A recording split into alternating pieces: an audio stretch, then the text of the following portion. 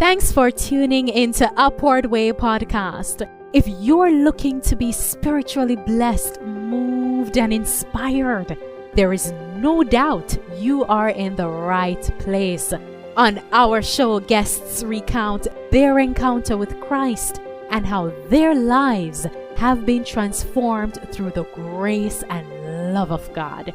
And now, please welcome our host. Hello and welcome to Upward Way. I am your host, Marlon Walters. My guest today is a psychiatrist.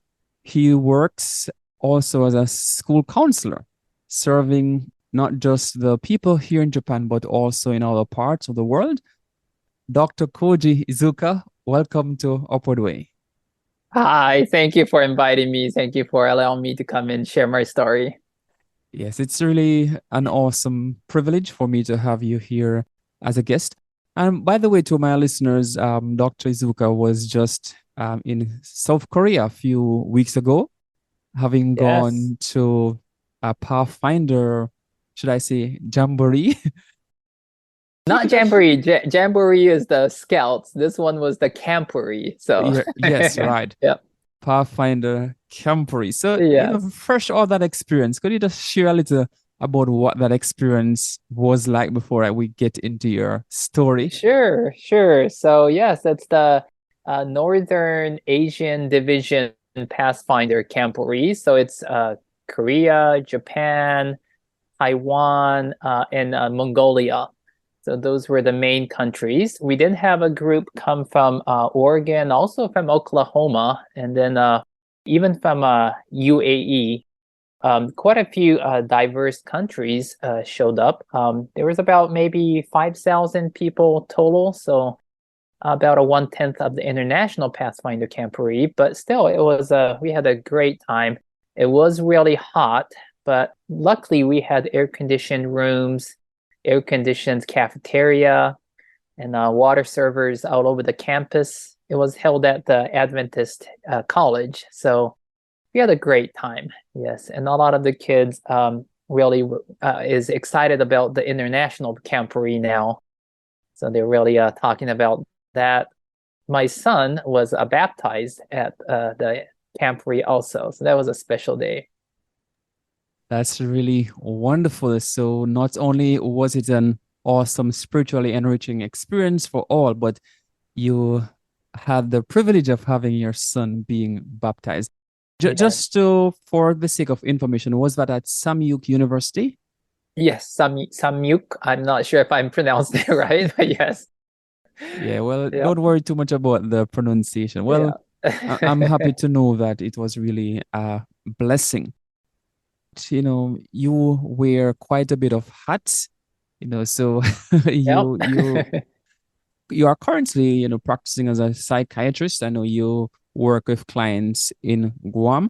So I'm just going to give you an opportunity to talk a bit about, your role in that capacity.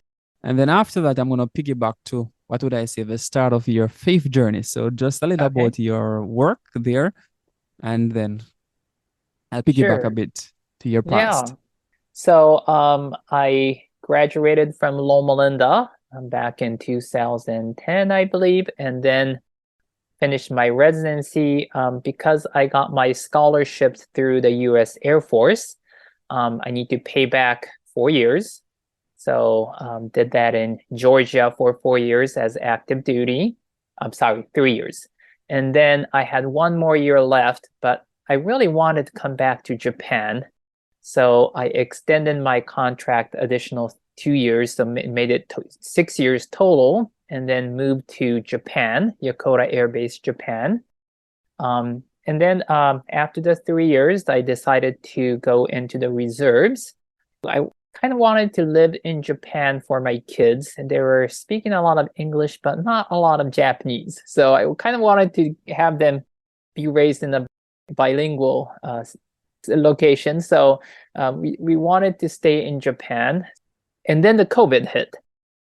So everyone was going to virtual appointments with the medical appointments, especially psychiatry, because we usually don't touch the patients that often. So it was almost the perfect timing for me to start my business. So I started my initial practice in Hawaii, where I did my residency. So I do have my clinic there. And then about half of the times I work for the Guam SDA clinic, and that's also virtual appointments. And then I also got a part-time job with the VA compensation exams. So they're not my patients. I only see them once for their evaluation, and then they get compensated for their disability. So I do the mental health ones, also traumatic brain injury. And then the junior high school that I used to attend invited me, hey, can you become our school counselor? So I did that or I'm currently doing it my 4th year or so for the junior high school at the Adventist Junior High School. And then just this February, March-ish maybe, I was also asked, could you do the school counselor for the elementary school at Yokohama SDA Elementary School? So I've been doing the elementary school counseling every other week on a Monday. And then at nighttime, I go to the junior high school because they're dorms. Yeah, I get to talk to them at nighttime. So yeah, my Monday is my school counselor job. And then the other days, yes, I do my psychiatry job.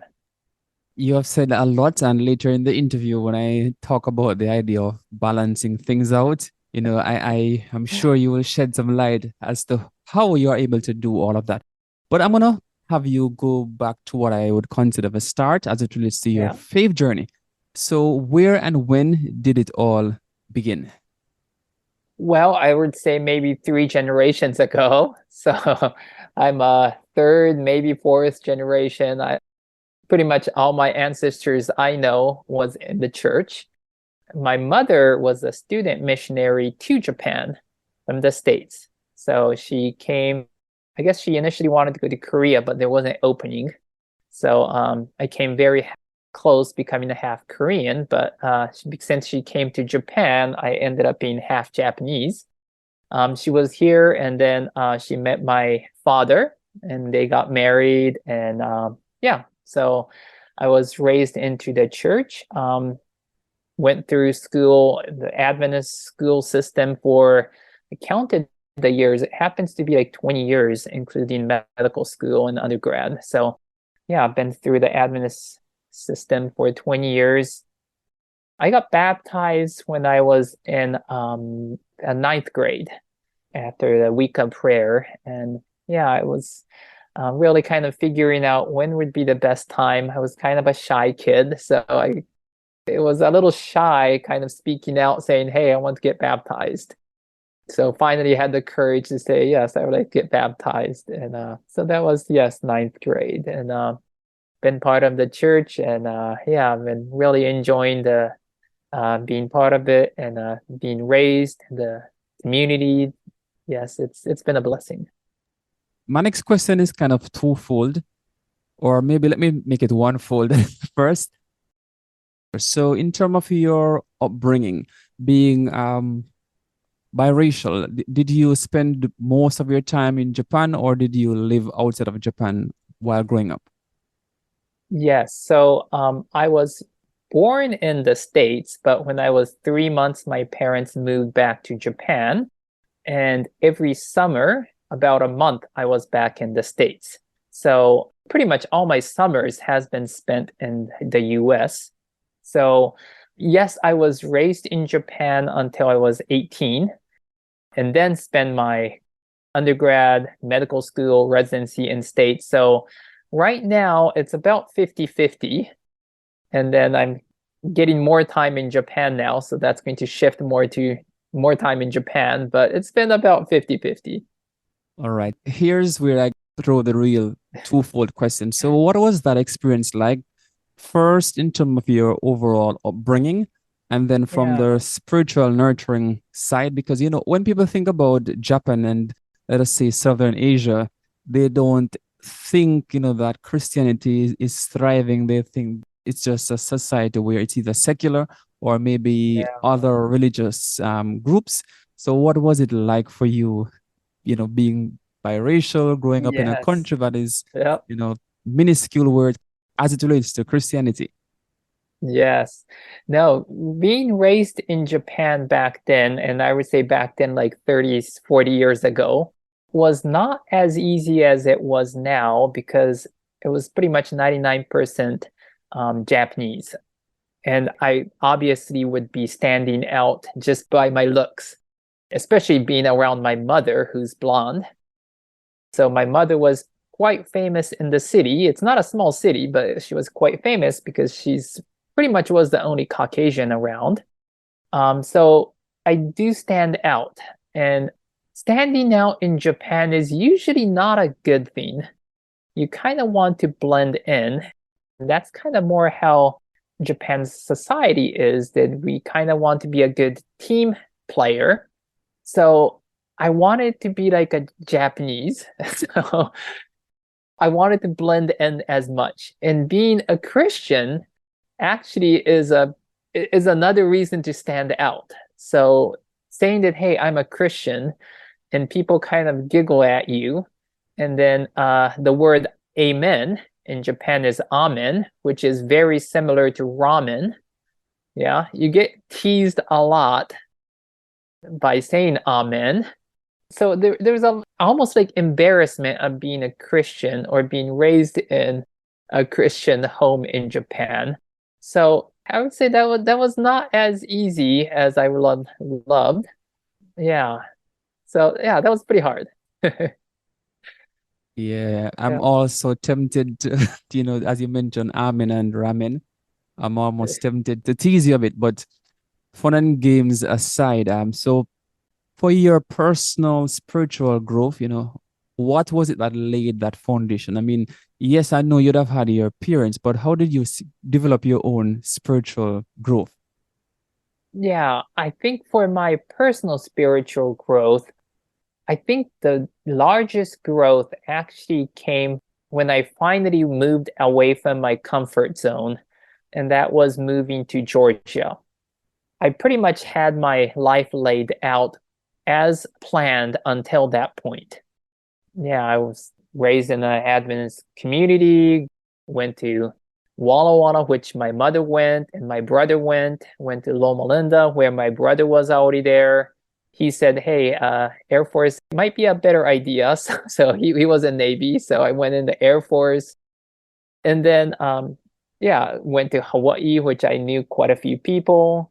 And then moving to Georgia, that was my first Air Force assignment.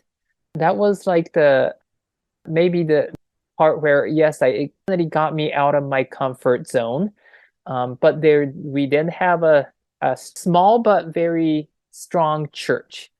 And first time going to a church that I knew no one, and I knew no one who knew no one. So we had no one in common. But they still, yeah, accepted us, and we were part of the church. I was able to be part of the adventure clubs for my kids, and then was sat in for the school board. Even became the school board chair at the last year. So that was a very unique experience. Was able to go to different meetings for the conference, the Pathfinder conference meetings, and I was really able to feel like, okay, this is my home church. It was only 3 years, but I still kind of feel like I'm a missionary from Georgia, even being in Japan. And I kind of told them then, hey, this is not a goodbye. I feel like I'm your missionary. Yeah, and that's kind of how we said goodbye to the church in Georgia. Then I feel like I'm more of a missionary from that church, even though my home church, I'm at my home church where I was raised. I feel more like Georgia really raised me as a Christian. Yeah. Quite Yeah. interesting, as you say. Even though this is home and you're at your home church, as you say, it's like you are sent as a missionary from that church because Yeah. of that Yeah. spiritual foundation. Yeah. So you have served in the US Air Force for 6 years, and I know you shared a bit about that experience, but Yeah. what was it really like? Because, when we think about US Air Force, we think about the bad guys and you go into Yeah. this country and you rescue persons and so on. lots of action, but from your standpoint, what was it really like, truly? Sure, sure. So when we imagine Air Force, I get a lot of the questions. So do you fly on planes? To be honest, I have not been on an Air Force plane for a single time. I haven't been even close to one. The only time I've been close to one was during the air shows where everyone gets to get on it. So, so I've never even touched a plane. And that's kind of true with, I would say, maybe 90% of the guys who work on an Air Force base. Most of the guys are doing non-plane related stuff. Yes, there's the pilots, which is like maybe less than 1% of the entire Air Force guys. And there's the air crew who gets on the plane, and then there's the mechanics. But otherwise, it's pretty much everyone else. Like, okay, we're the medical team, so we're from the med group, so we pretty much do what we do outside. Yeah, pretty much we help the soldiers or the airmen, what we call in the Air Force, and the family, the dependents, and even some retirees who's living around. And then the other guys, yeah, they work for the cafeteria or they fix the airstrips, they make the roads, they manage the housing. So it's not that military-ish. It's yeah, so it's like just living in another city, but many people are wearing uniforms. Yeah. And I really enjoyed spending my time in the Air Force for the professionalism. They really teach you to be professional. And one of their core values is integrity first, which applies to any Christian, or service before self. So that's another one where, yeah, it definitely is something we could apply in any person's life. Yeah, I really enjoyed the time in the Air Force. I'm still a reservist, so I go back every summer, about 4 weeks, and I do some time. Usually the summer is a good time because what we call the PCS season, that's the time, permanent change of station. Everyone moves around. So there's some gaps at the base. So I like to go at those times and then carry the on-call phone. So if something happens, I respond and I go to the urgent care. So yeah, I enjoy that time and yeah, get my skills up on the Air Force side too. Yes, sounds really fun. And I'm really happy for, the background that you really provide, because sometimes we think about things in a kind of one-dimensional way. We don't see that it's really a team, as you have just outlined, different persons pitching in, but we tend to focus just on what we consider to be quote unquote the action, action Yeah, center, which yeah. everyone is really performing a unique action. Talking a bit, not maybe the most pleasant aspect of life, but in life we tend to have, struggles and hurdles to overcome. And earlier you did mention, if we would want to categorize that as a hurdle, that, having your family, growing up in the States, you realize that their English ability was, going up while their Japanese ability was maybe stagnating, not making progress. And so you decide that, it's best to relocate. So aside from that, or if you want to continue from there, what would have been maybe one or a few of the greatest hurdles you had to overcome? And then in the same breath, what would have been your strategy for overcoming those hurdles?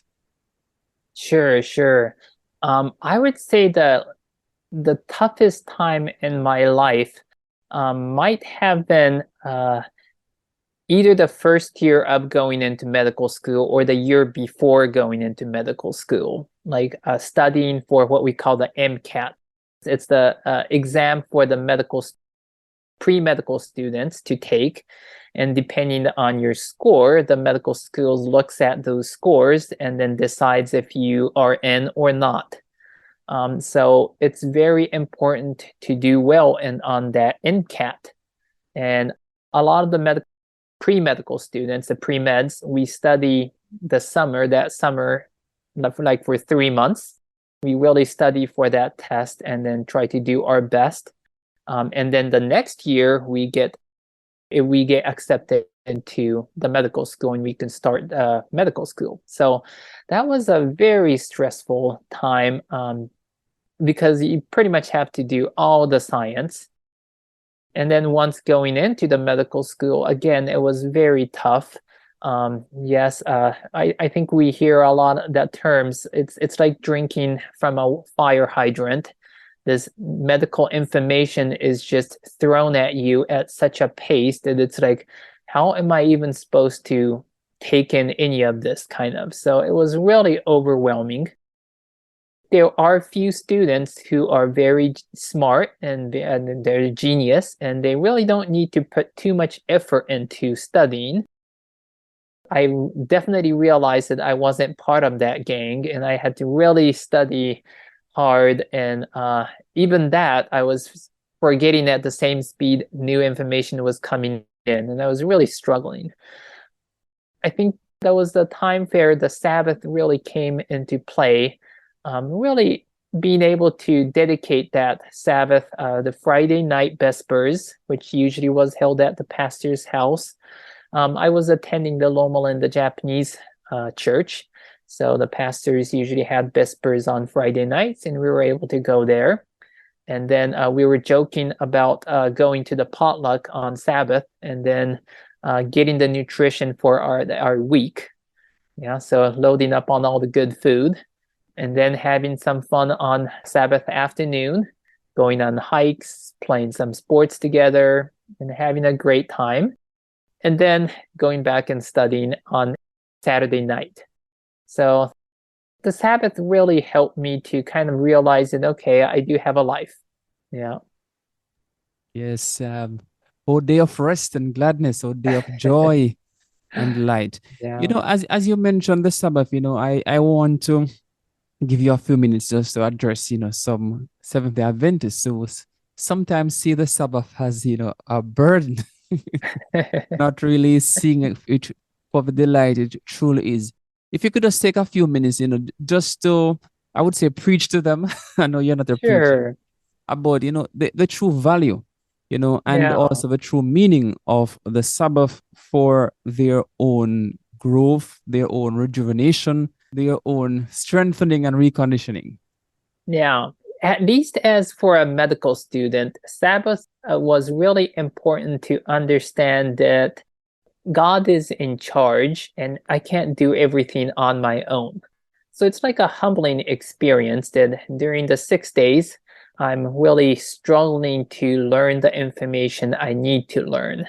And sure, would that seventh day help my grades? Maybe I might have extra time to study. However, could I keep doing that for a very long time? Could I do that for 1 year, 2 years, 3 years, 4 years? I don't think so. And that's the time fair. It was really important to just say that, I need to give this into God's hands, and I can't really do it on my own. And it's also in a good way, I think I was able to kind of give the responsibility to God, saying, God, I'm not going to study this day. If you fail me, you might be responsible too. I don't want to threaten God, but in a way, it kind of gave me some relief that, God should take care of me even though I take a day off, and I should be okay. And yeah, it was really good to realize that, I don't have to do this on my own, but hey, God is going to be on my side. Yes, the good Lord really blesses, and it's important that we really learn to trust Him more and more, not with some areas of our lives, but with all aspects of our lives, because there is nothing better to do. In a conversation with someone who has never heard, and I'm sure you'd have had experiences like this, never heard about God, or they have very limited knowledge and experience with God, what would you say to him or her about God from your own experience? Okay.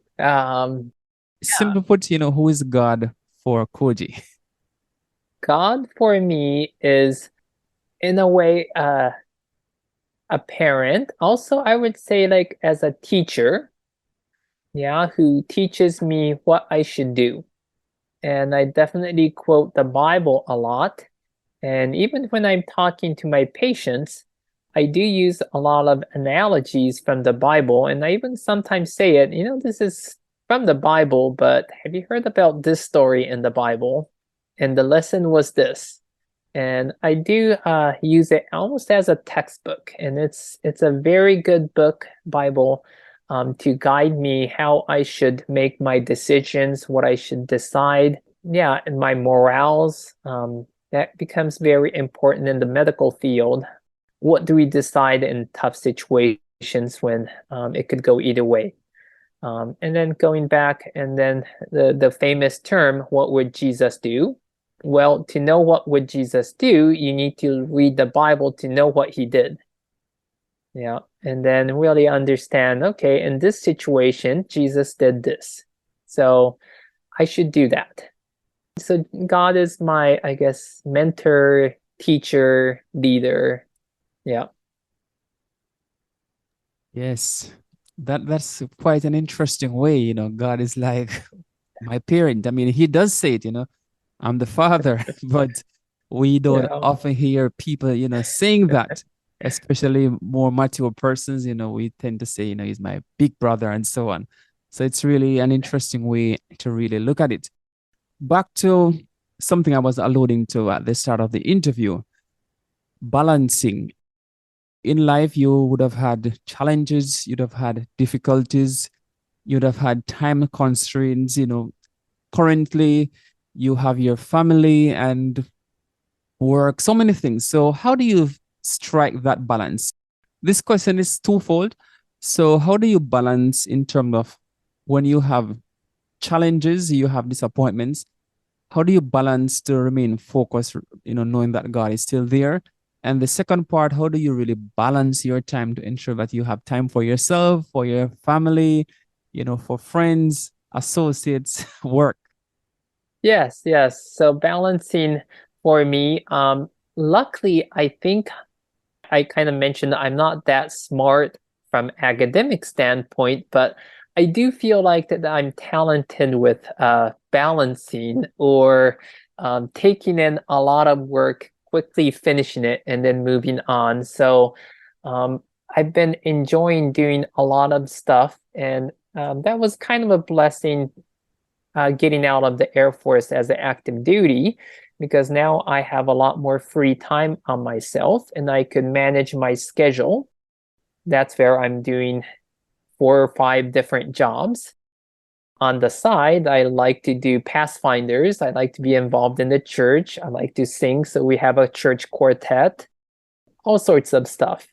So for balancing, I think it's important to know when to say no when you are too overwhelmed. But at the same time, at least for church work, I have said no very few times when someone asked me to do it. And my reasoning is if someone feels like I could do it, and that someone, I think God is part of it, I think I could do it. Yeah. And let me go ahead and do it. And if I can't do it, okay, I would tell God saying, I tried it and it's not working out. So I don't think I've said a single no when it came to church work. Hey, can you do this? Can you do that? So I think that's my strategy is if someone's asking me if I could do it, I'm just going to go ahead and try it out and do it. At the same time, if it's not church stuff, I do say no. It's no if I just can't physically do it.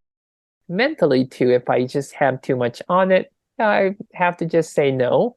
Also, I do like to not load myself a lot with work. So most of my evenings, I like to have it open just because I could be busy with stuff that I want to do. And that could be just playing soccer with my kids. Yeah, something like that. We're taking my kids to the pool and swimming together. And I think those times where we have time to exercise, it really clears our brain. So we might feel like we don't have time for exercise, but when we are running, swimming, walking, we get to take a break and then think through what our plan is going to be. So we can get to the solution quicker and not making detours and to keep making the same mistakes. So I really value the time that I'm not working and I'm doing other stuff, but the work might still be in my head and I'm kind of coming up with better plans. It's better if I'm having a higher heart rate at that time because I get to pump my blood and then I get to think clear. So I do like running with my dog and do like 15, 20-minute jogs. I sometimes force my kids to go with me.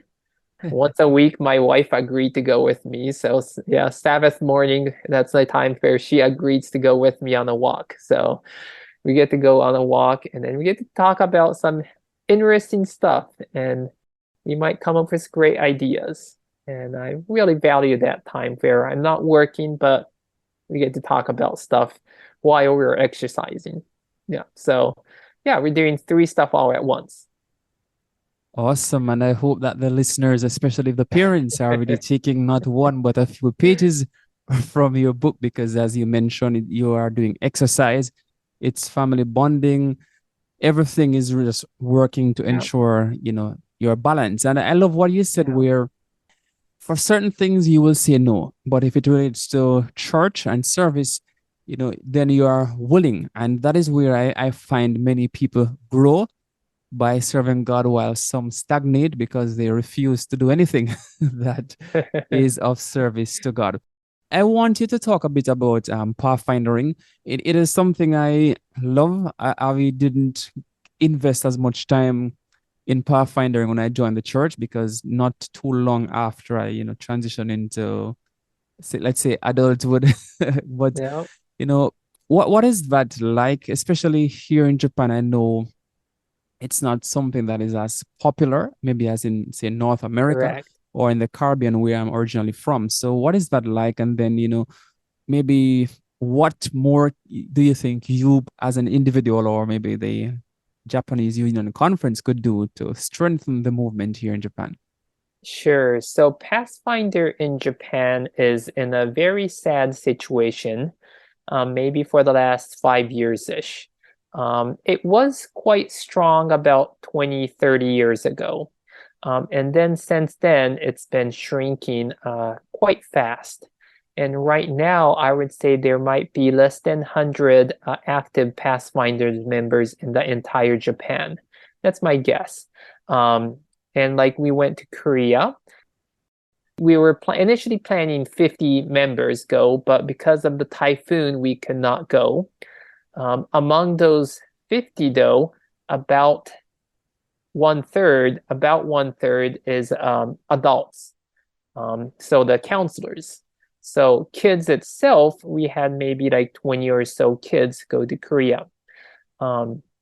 Same with the last international camporee we had in Oshkosh.